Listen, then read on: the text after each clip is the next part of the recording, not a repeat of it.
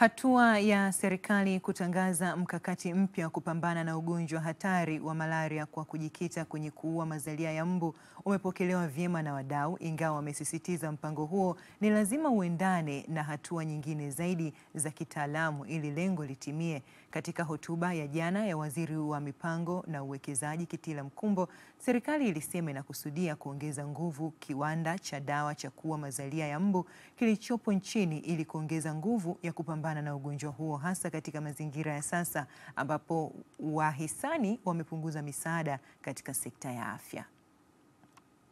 Uwezo wa kiwanda ni mkubwa, lakini tumekuwa kutokana na changamoto mbalimbali tumekuwa tunazalisha chini ya kiwango.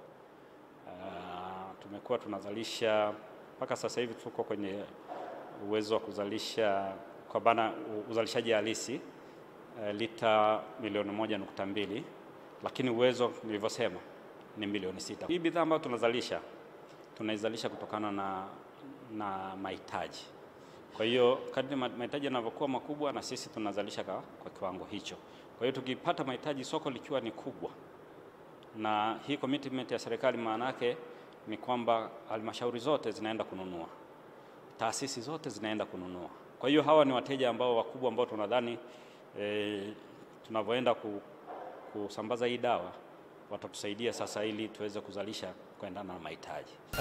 Majaribio yaliyofanyika hapa Dar es Salaam katika mwaka wa 2004 hadi 2008, na haya yaliongozwa pia na timu ya wanasayansi kutoka hapa Ifakara kwa kushirikiana na jiji la Dar es Salaam.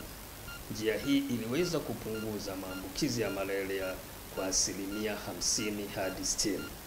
Kwa hiyo unaweza ukaona sio njia ya kubahatisha endapo itafanywa kitaalamu na kwa namna ambavyo inatakiwa.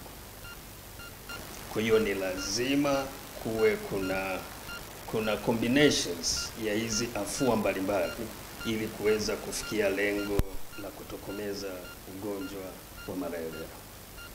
Kwa mfano, njia hii japo itaenda kuangalia na kumuua mbu akiwa katika mazingira yake, lakini ina changamoto zake. Si kila dimbwi la mbu shahidi mtu tutaweza kulipata katika kila wakati. Ni Profesa Govera, mtafiti, lakini tuangalie sasa kwa mujibu wa Wizara ya Afya. Inazungumza nini juu ya takwimu za ugonjwa huu hapa nchini? Kwa mujibu wa Wizara ya Afya hapa nchini inaeleza kwamba 93% ya Watanzania wanaishi katika mazingira ambayo yanaweza kuambukizwa ugonjwa wa malaria unaoenezwa na mbu. Hii inamaanisha nini? Inamaanisha kuwa Watanzania 9 kati ya 10 wapo katika hatari ya kuugua. Kati ya wagonjwa 100,000 wanaolazwa, 2 hufa. Na kiwango cha maambukizi kimepungua kwa 8%, lakini mabadiliko ya tabia nchi yameongeza maeneo ya mazalia ya mbu. Sambamba na hiyo, tuangalie sasa kwa upande wa mikoa inayoongoza kuwa na ugonjwa wa malaria. Kuna Katavi, Tabora, Kagera ni miongoni mwa mikoa ambayo inaongoza kwa ugonjwa huu. Lakini kuna mikoa ambayo inaongoza kupunguza maambukizi ya malaria. Dar es Salaam, Dodoma, Iringa, Songwe, Manyara, Kilimanjaro pamoja na Singida ni mikoa ambayo imepiga hatua katika kupunguza maambukizi ya malaria. Na hii ni kwa mujibu wa Wizara ya Afya.